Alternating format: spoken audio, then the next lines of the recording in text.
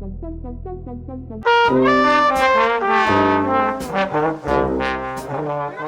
of Fire. Now, I know most people I've talked to have never seen this movie. And to be honest, it's a movie that I've seen millions of times, but I wanted to review it for you guys. Now, I just got done with it, and it's still, to me, a 10 out of 10 movie. It stars Matthew McConaughey, Gerard Butler, and Christian Bale. A-list cast right there.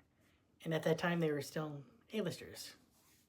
Now, this movie has to deal with dragons. Now, this mining company, they were mining stuff and they found a pocket. And Christian Bale's character, as a 12-year-old, they tell him to go in there because, he's down there for his mom. And they're like, we'll go down there and you're the only one that can fit. So you go down there, and he goes down there and he finds a dragon.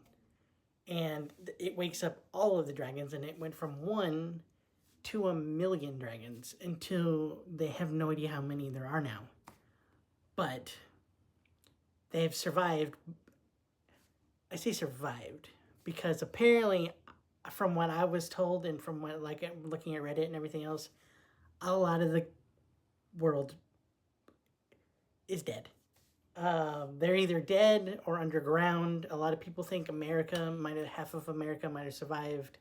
The mountains, a lot of people think Nepal, the Arctic regions, where it gets cold. There's no dragons. Now, Christian Bale and Gerard Butler are surviving in the mountains, and they're trying to survive, and they have these tomatoes that they're growing for the whole, community that's down there. There's probably like 60 to like maybe 100 that's down there. And when you watch it, you're like, they're going to die eventually. Even one of the people that live there are like, we're going to die eventually.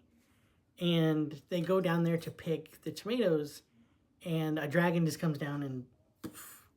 And by the way, this came in the early 2000s, and the CGI in these dragons is very, very good. So I love how you can tell it's a little off sometimes, but they do hide it with smoke, the clouds, and darkness. That's really perfect. And then Matthew McConaughey's character comes in, and they're like, oh, great, Americans. And he's the typical American. He wants to kill all the dragons. And he tells a story about how he had more men than this, but all of them died at the airport. And they're like, airport. And they're like, airport, you have a plane? And he's like, yeah, I have a helicopter too.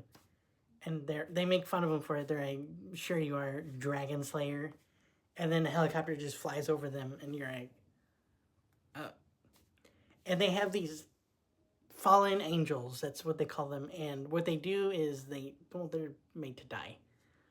They go and they net up dragons in the sky so the dragons could fall and die.